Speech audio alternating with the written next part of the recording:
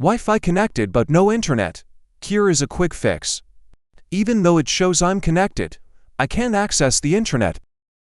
Let's confirm this by going to command prompt by searching cmd and press enter. Now type ping www.google.com.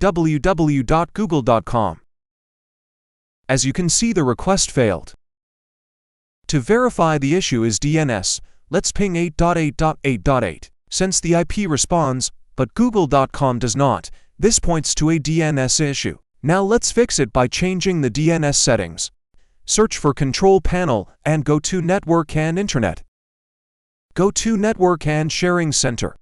Click Change Adapter Settings and either Ethernet or Wi-Fi. In my case, I will use Ethernet. Go to Properties and IPv4. From here, set the preferred DNS to 8.8.8.a and alternate to 8.8.4.4 or obtain DNS automatically. I will set mine to obtain DNS automatically.